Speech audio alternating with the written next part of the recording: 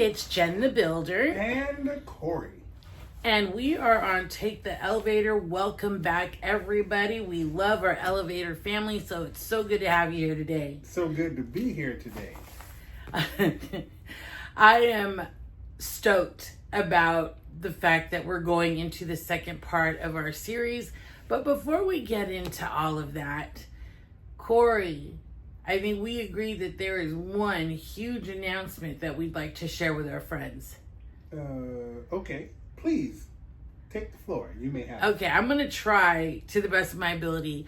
And Kory, you could fill in the details. So, on Saturday, which would be the 11th. Yeah. So, 10/11, Kory and I are going to be in Riverside at the library there. Inlandia Book Festival.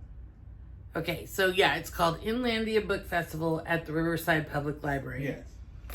And it looks like it's an outdoor event. Definitely outdoor. Yeah, so Kory and I don't know, it looks like based on the seating, we're one out of 7 children's book authors, which very different than our last event. There was about 60, one of 60. This is one of 7 maybe. Actually, it's one of 10.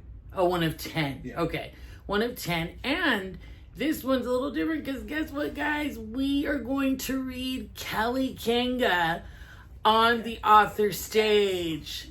Yes, and it's not I we are on at 2 o'clock. We are definitely on at 2. 2 o'clock. So if you can be there, that would be so great. With all the kids and all the family and all the people, so that we could read our book and have a warm welcome from everyone. Totally. Okay, so I want to share something because I'm going to enjoy the fact that we're on video. I realize that I'm wearing black again. Black is a great color, but it's not my favorite one. I'm actually wearing a jersey, and it's the number 22, and this has been my number for all time. And I was just talking to a friend, and her husband was all into watching football, so I thought, why not put a jersey on? So here we are. Just and I think I know who's playing at the halftime show, but I'm going to keep my thoughts to myself on all of that. Wait, because I heard something about somebody named Bad Bunny, and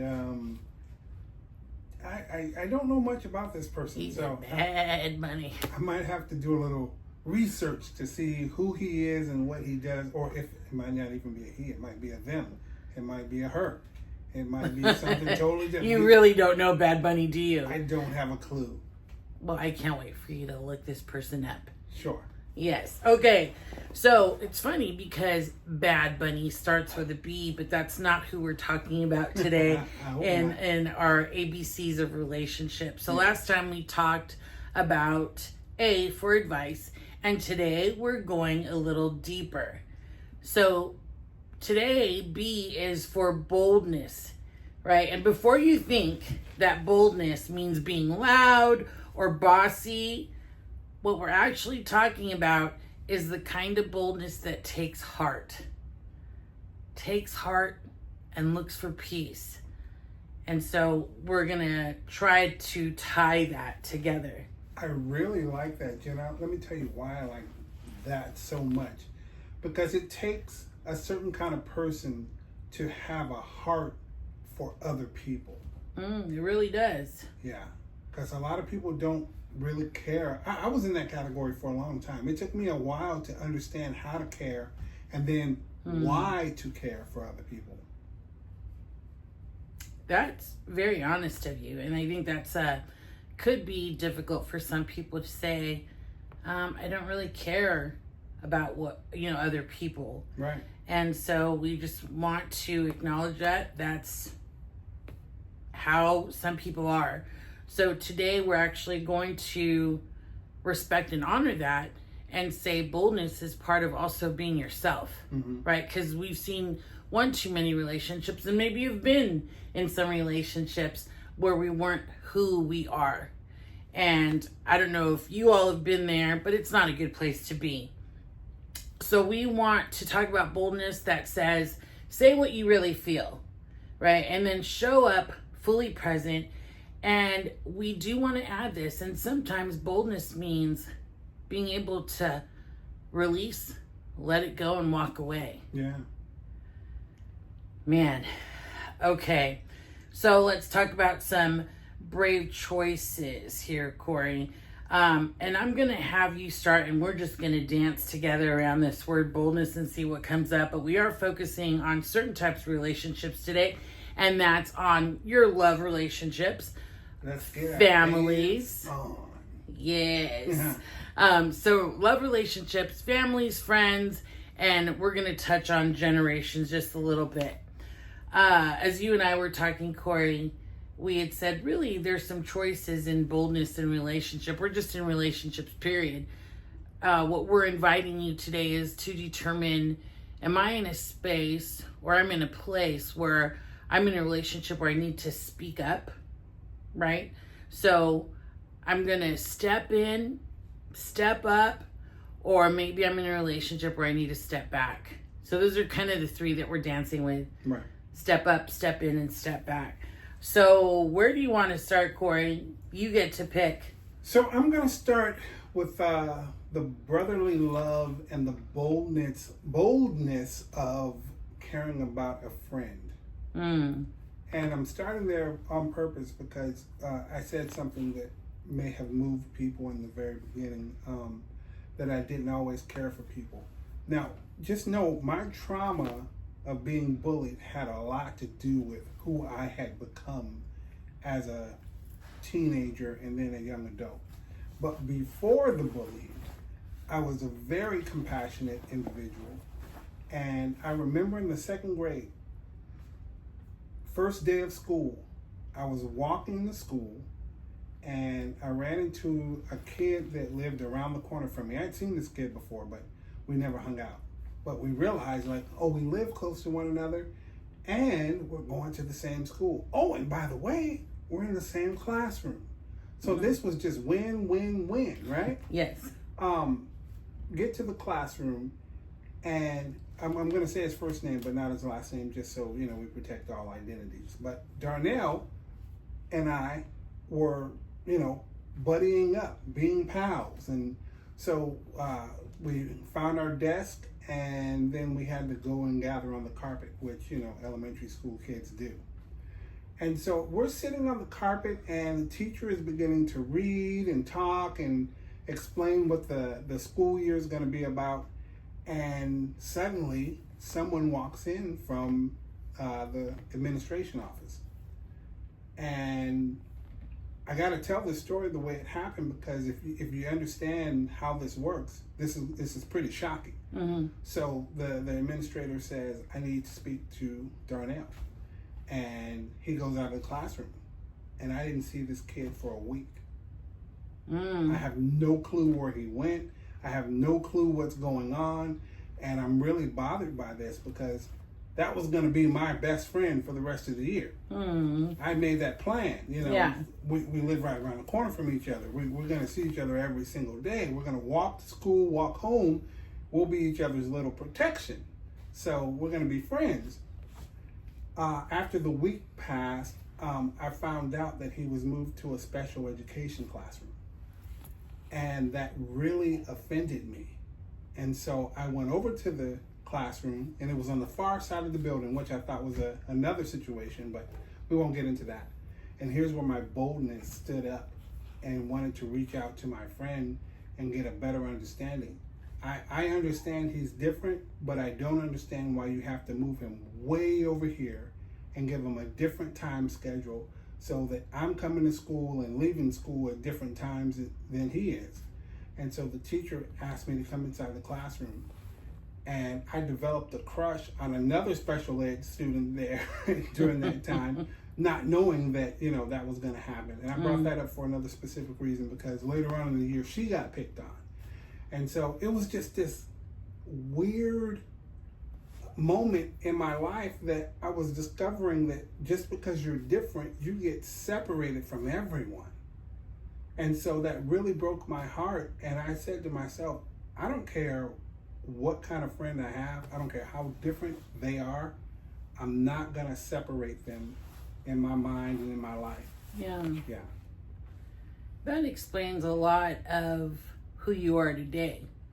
It really does.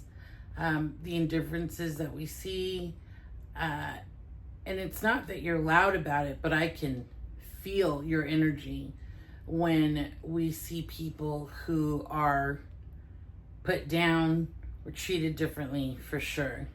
Yeah. Absolutely. Yeah. So it's a beautiful thing to have that boldness at such a young age in your friendships. Boldness for me came later on in life. So, it's interesting, Kory, because this month is Filipino American History Month, or PhilAm. And so I'm learning that a lot of who I was a result of my culture. Okay. So in my culture, as a child especially, you were not taught to be bold. Like, I think we were taught exact opposite. I was about to say that, the exact opposite. Yes. So I learned though, so growing up, I was not bold for myself, but I was bold for everybody else. Okay. And so that was something that I realized that we have that in common. And it wasn't until probably my early 20s that boldness came up in myself. And then when I became aware of who I was, what my strengths were, it's okay to say no, it's okay to set boundaries, then I was able to really be present for other people. And so, very different than you, I cared about people. I just didn't know how to show care for other people. I didn't know how to be present for anyone and really listen because I was so lost in my own stuff, that kind of way. So here's what I'm going to say about boldness in relationships. I think for me, I've learned that presence is so much more than performance. I performed very well. I performed how to be a good child. I performed how to be a good friend.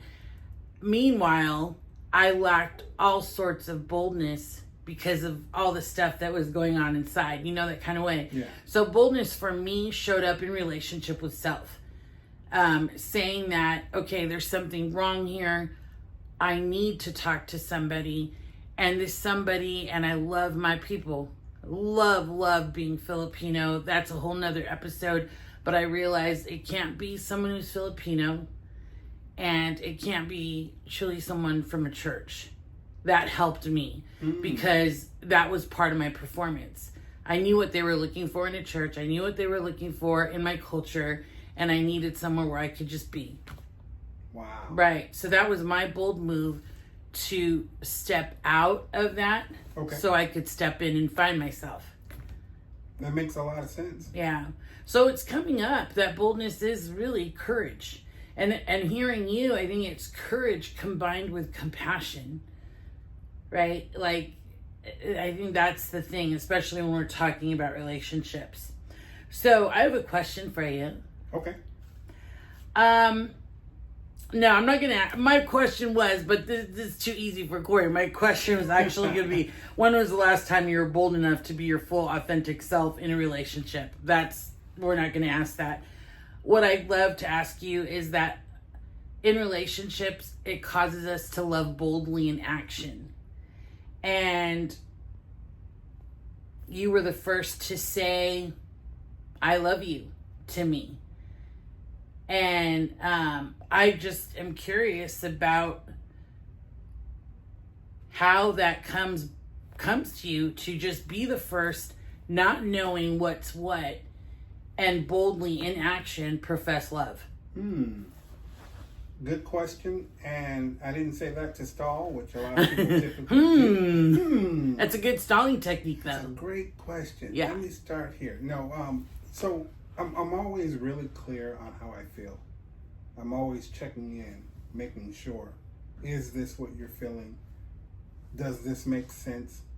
Is this irrational, or does this have validation in your mind, in your heart, and in your life right now? And with that consistent checking in to find those true feelings, it allows me to be true with myself, opposed to telling myself a lie or just going with what feels good for the moment. I've never been a go with the flow kind of person, or go with what feels good right now. So it's easier for me to just really dig deep and ask those hard questions. And I didn't even find this out, Jen, but a lot of people don't ask themselves questions. They don't have those deep conversations with themselves to say, how are you really feeling about this? Like, what's going on inside of you that's allowing you to feel this way? You know what I mean? So yeah. So you did all that, and I will say that what I've learned from you in loving boldly is that it's deeply rooted. It's not reckless, right? Because of your practice, that when you choose to love someone boldly, you're thinking about your actions. You're asking yourself that question. I think we've shared this before where, man, one of the boldest things I've ever done and didn't know that we were doing it, maybe you did because you talk to yourself and ask yourself these questions, is I did not fully process a blended family. I think when someone goes into a blended family, that's a bold move. Because it's big. Yeah. Big. And it takes a lot of effort and energy to take that on. And I paused slightly because I remember just thinking, I don't know if I'm completely prepared for this. I don't know if I can handle this kind of responsibility. You know, you're talking about another set of children that has a parent that has access to their lives, and they can change the trajectory of your parenting by simply interjecting at any given moment and minimize what you've said. And they're living in your house. The kids are living in your house, but they can change how things are going to go. And so you have to be able to maneuver in real time and say, okay, how do I bounce back from that? They just got their way from a parent that doesn't even live here. Yeah. What do we do? And when I'm confronting that, I'm saying, yo, you really gotta get up early in the morning to figure this one out.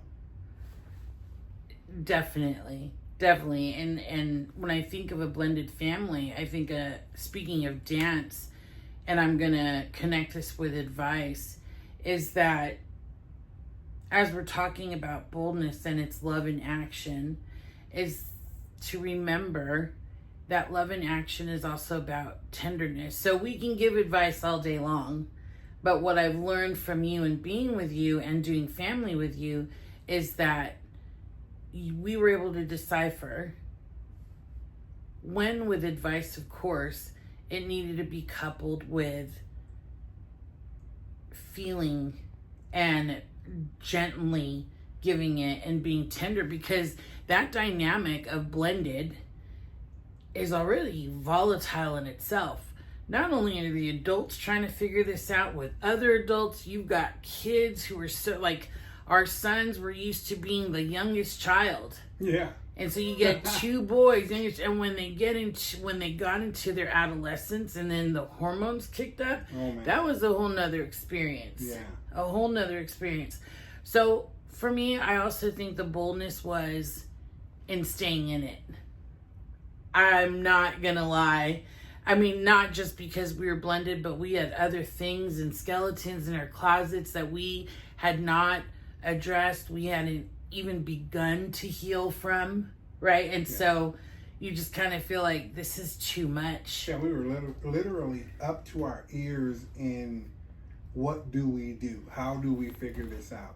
And so if you're listening to this and you're saying, well, wow, how did you guys figure this out? It's not really about the figuring it out. What this is really about is this, just the commitment to saying, we're going to do this no matter what. We're going to get through this no matter what.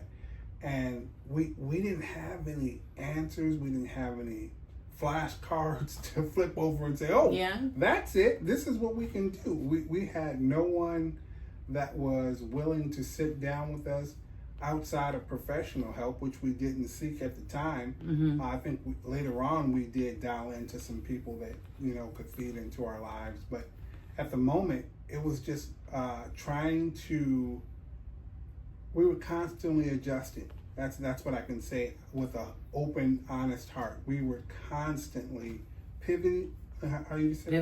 Pivoting and adjusting. Yeah. Yeah. Yeah, and it's interesting. Kory and I have been together for 22 years, and I wanted to share this. Maybe 2 weeks ago, I just had a conversation with you, and just 22 years later, I finally had the courage, but I was waiting for the right timing to share something that was so vulnerable. Even with my husband, it was vulnerable. And just speak the honest truth. I think that's also part of being bold, is honesty. And when you're in a relationship with the right person, there's no condemnation, there's no judgment. Hopefully there's more curiosity than anything, acceptance and love. And there we go again with tenderness, compassion. Can we say understanding yet? Understanding. Yeah. Yeah. Definitely that. Definitely. What's a bold act of love that you might be holding back in a relationship? Not necessarily ours, but is there one? A friendship, family relationship that is calling for boldness and you've kind of stepped back from it for whatever reason? Yeah, you know what?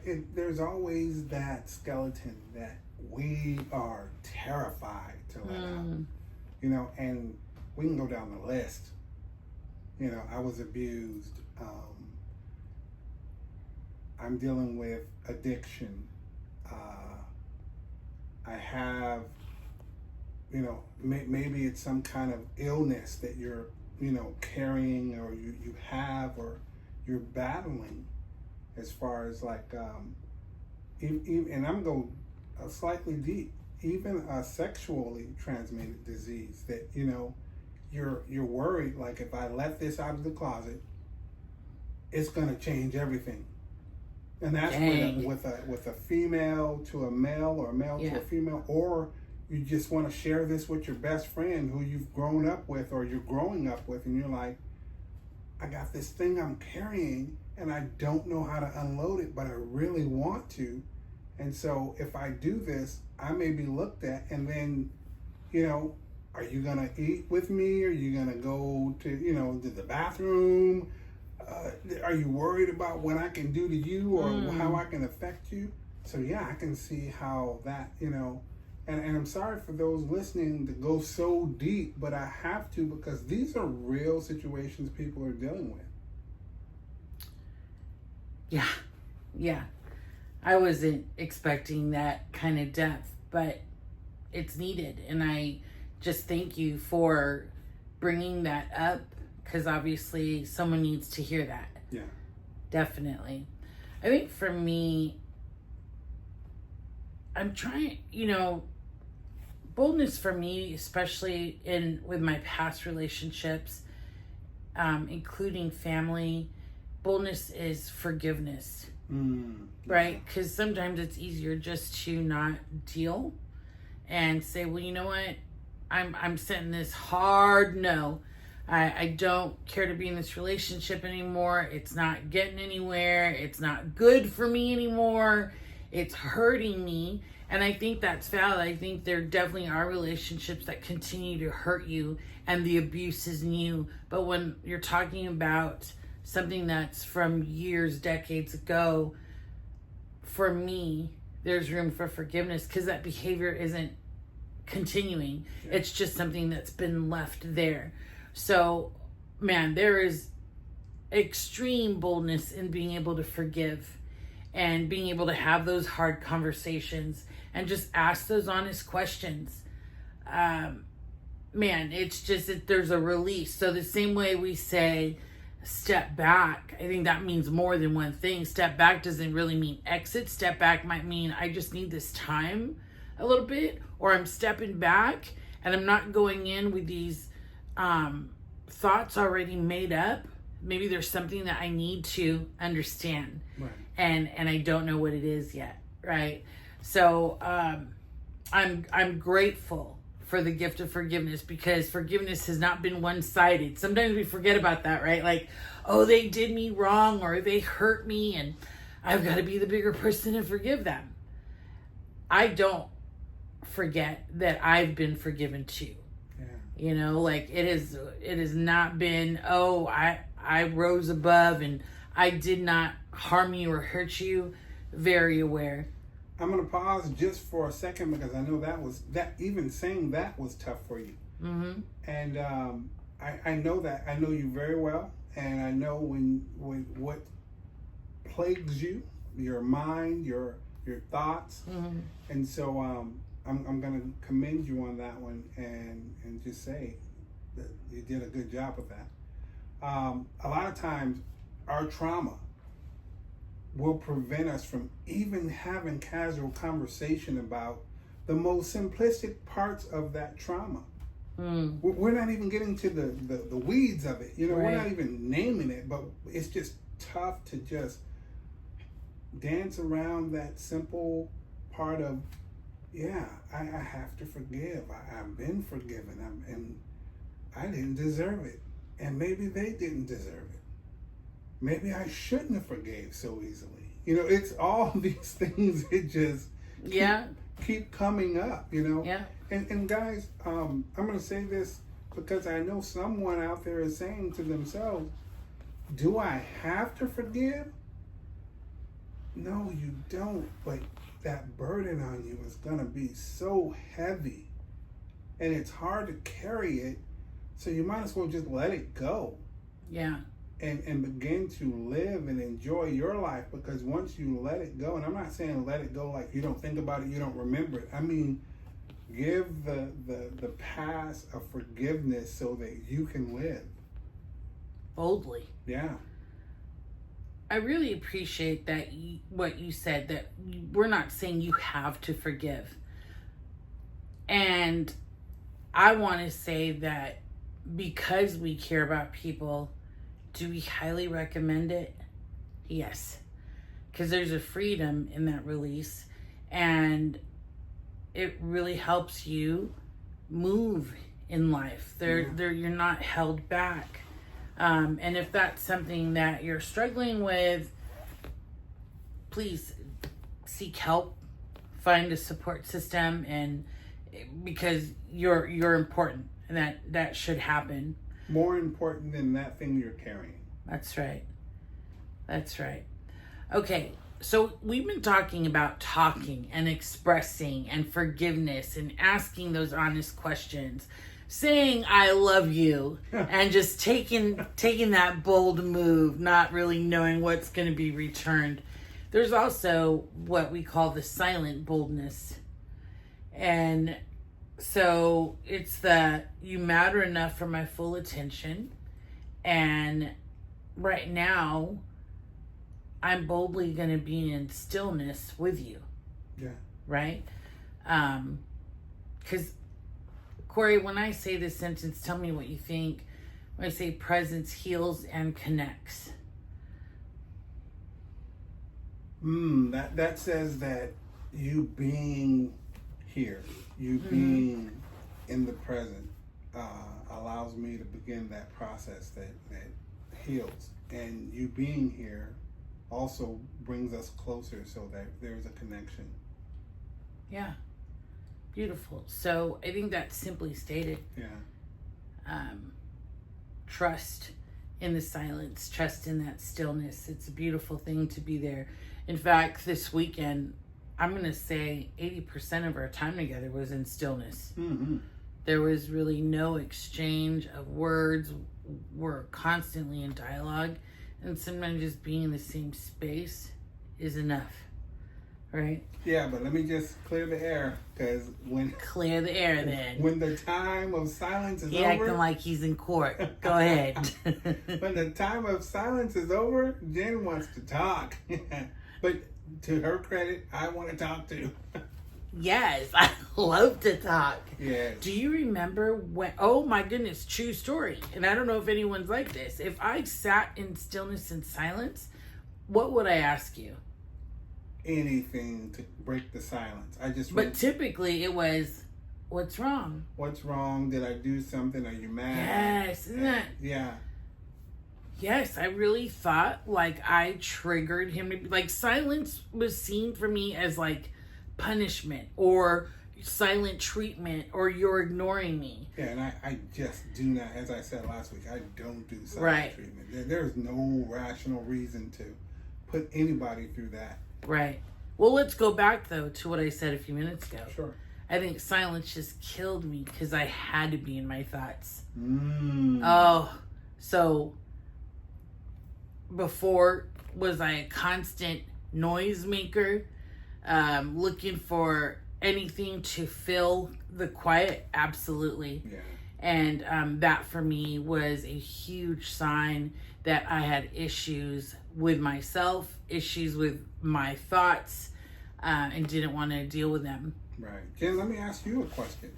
Sure. So you mentioned the boldness in silence. Have you ever used that boldness not to validate someone, or to not affirm someone, so you remain silent and they were looking for that? Well, you do agree, right? Yeah. Yep. Oh, this is such a good question because here's another bold move. We are taught, especially in my field, in the line of work I do, what presence looks like, what it should sound like, the things that maybe you should even say. So interestingly enough, it contradicts the human connection because now you're saying how presence should look. Right. So how have I used that? People have shared things with me and I just hold the space, and what they'll teach you is, that's interesting. Or tell me more about that. Right? Those are really good techniques, but I'm a firm believer that get past the techniques, because then everyone learns that, oh, this is a technique. Is she really present? Or is she just like going through the motions? Right. So with people that I'm in relationship with, I said, thanks for sharing that with me. And if I may, can I ask some questions so I can fully wrap my mind around what you're telling me? Okay. And then we have that conversation. And I think it's a beautiful, bold, loving, peaceful space to be in when two people can disagree. Yeah. And it's just that. Yes. I'm not taking it personally. It's just we don't agree. No, I totally understand. I just want to say something that I hope I trigger something in someone. And I'm being very intentional about what I'm about to say. Okay. Yeah. There's a lot of coaches. There's a lot of people in this field of coaching people and asking questions and getting someone to think about what they're about to say or how they're going to say it, where they want to go.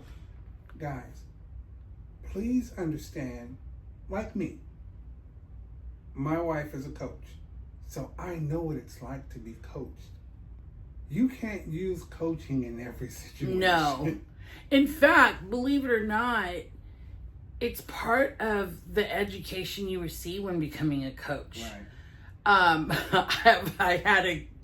have a good friend when I was in crisis, and she started asking me coaching questions, and I just was like, what are you doing right now? And I think I even said, you don't have permission to coach me right now. We have to be in an agreement. Yeah, it's like what I really want right now is just a friend. Right. Maybe to talk me off the ledge. And I think that's where it becomes dangerous, when you take one method and you apply it to your whole life. I know for me that when you allow me the space to share and you give me your thoughts, that's how people learn. Yeah. Right? It's learning through other people's experiences, other people's opinions, and it's not forced. It's just here's this. And for us normies, meaning us people that are not coaches, we got to give grace for those that are just now getting through the process of becoming a coach.